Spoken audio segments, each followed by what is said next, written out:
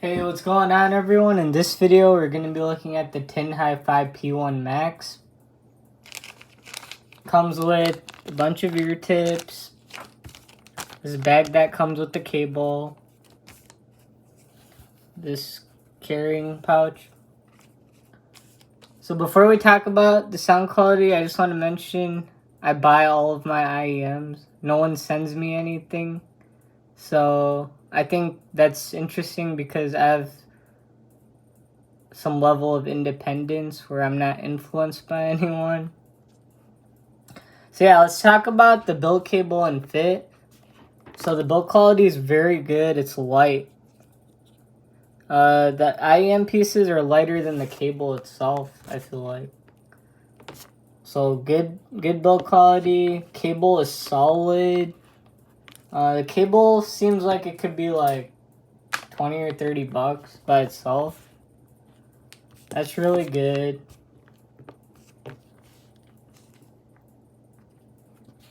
And then the fit. So because it's a light earpiece, the fit is going to be exceptional. You're not going to get any type of comfort issues. It's smoothed over. Pretty fantastic. So that's a build cable and fit. Now let's talk about the sound quality, which is why I think everyone is watching this video. So I'll start off with the bass. So the bass has a good punch to it. It's not overbearing. It's more on the calm and laid back side of things. So it's not too little bass or too much bass. I would say for me, the bass is just the right amount. It doesn't go completely low down to like 30 hertz or anything. But I would say if I had to make a rough estimation, it goes to about 50 or 100 hertz. So really good bass. What I do like is how cleanly separated it is from the mids and the trebles. So this causes the focus to be more on the mid-range and the treble notes and not the bass. So I do like that. They did a really good job with the bass. The bass never bleeds in to the mid-range. It's nicely controlled. Doesn't sound harsh or fatiguing. And some people don't like too much bass. So if you are in that camp, I think this is a good IEM to look at, since it won't cause much fatigue or get too overbearing for certain types of songs. So yeah, that's the bass. I really do like it. I don't have any complaints. It's just the right amount of bass. The quality of the bass is pretty exceptional. It comes out when it needs to, and when it doesn't, it's tucked away. I do like the bass. In terms of the price point, I would say it's maybe a little above average in terms of the other competitors. But this has a slight bit of warmth to the bass that adds to the overall sound. And doesn't make it sound sterile or anything. So yeah, really good bass. Now let's talk about the mid-range. So the lower mid-range is present. It's more on the calmer side. It's not really aggressive. It doesn't have that much zing to it when people are singing. And I do think a lot of you guys will like the mid-range on this because it doesn't sound harsh or fatiguing. It's relaxed. It's slightly dipped in the upper mid-range. So if you're looking for that nice, powerful mid-range that has that little edge to it, this probably won't give you that because it's on the tamer side of things. So yeah, overall, I would say the mid-range is relaxed. So when you listen to instruments like a flute, piano, violin, it's going to sound warm, but it has good definition. It doesn't sound dark at all. What I do like about this IEM is how it presents the sound in an easygoing manner. Some IEMs cram the detail in your face. This doesn't do that. It lets you explore the music on your own. And sometimes that is more preferable. That's a mid-range. So what I do like on this IEM in the mid-range is you could trace instrument lines pretty good. Those micro details that usually get washed out on a few IEMs, this doesn't have that. The layering is really nice. Everything just sounds big. Like it covers everything. And I'll get into that when I talk about the Soundstage and Imaging. So that's a mid-range, very safe, not fatiguing, not harsh, on the smoother side. Now onto the treble. I would say the treble is very neutral. It's not boosted and it's not dark. So I would say the general sound of this IEM is on the relaxed side.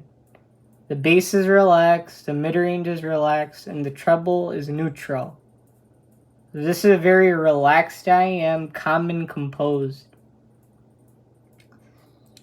If you listen to songs that have a lot of treble, this will hit the, almost get to the highest octaves, but it's not going to sound that smooth on certain tracks. In voices, it could sound a little harsh on certain tracks, but overall, it's nothing to complain about. For this price point, it does an excellent job. Voices have that air when you need it. Not extremely airy, but a good amount of articulation, so the sound doesn't become dark or veiled or muffled. So I do enjoy the treble on this. The tuning is pretty spot on. The voices sound really natural and realistic.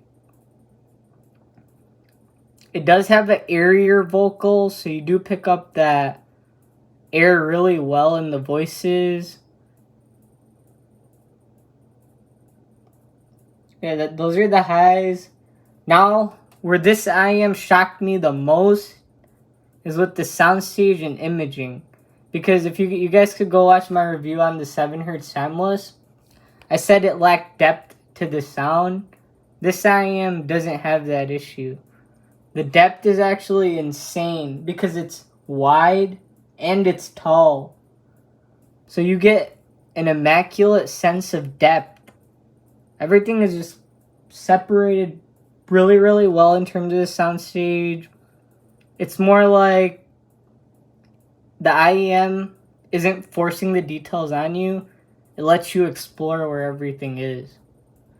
So I really, really like that. This IEM is spot on in terms of the soundstage. And now let's talk about the imaging. So I would say the soundstage and imaging on this IEM are way above average for this price point. Because the imaging, I want to trace instrument lines because you do hear micro details that on some IEMs I've never heard. So I would say this is a really, really good planar. I would say I do prefer it to the Timeless because the Timeless sounded sharp sometimes and it lacked depth to the sound, where this IEM fixes those things. So now I don't have any complaints. It's a really good IEM. Now let's talk about the detail retrieval. So this is very detailed. I would say it's slightly behind the Timeless, but that's baked into the tuning because the Timeless has more upper mid-range, a little more treble air, and this doesn't have that forceful of upper mid-range, and the treble is on the more relaxed side of things. So this is a very easygoing IEM. It works well with all genres. So I do prefer this to the Go Hook X and the Timeless. So I think this is my new favorite planar. And I didn't even want to make this video because I kept listening to it. So I'm going to point out a few random things. So the bass on this IEM. So if you're at a club, like inside of a club, when they're playing music, the bass is going to be very tight and bouncy. But the bass on this sounds like you left the club and you're like 20 or 10 to 20 feet away from the door and you hear that bass like. So that's how the bass sounds are on this. The voices have good amounts of clarity and detail. It doesn't favor male or female. So whatever voices you play through here, it's just going to be full bodied. Not thin, not thick, just full bodied. And if you do have too much thickness sometimes, it could cause the boxiness. But the bass never bleeds into the mid-range, so you don't get that issue, and the voices are full-bodied. And then the treble, it's calm, relaxed. It doesn't have as much treble as the S12 or the Timeless. So if I were to rate all the planars in terms of the treble hotness, I think the Timeless and the S12 have the most amount of treble energy. This is in third place in terms of the treble amount. And then fourth place would be the Raptgo Hook X. So overall, this is my new favorite planar. It just ticks the right boxes for me. And if you guys have any specific questions, let me know. Hopefully you guys found this helpful. So like, comment, subscribe, and have a great day.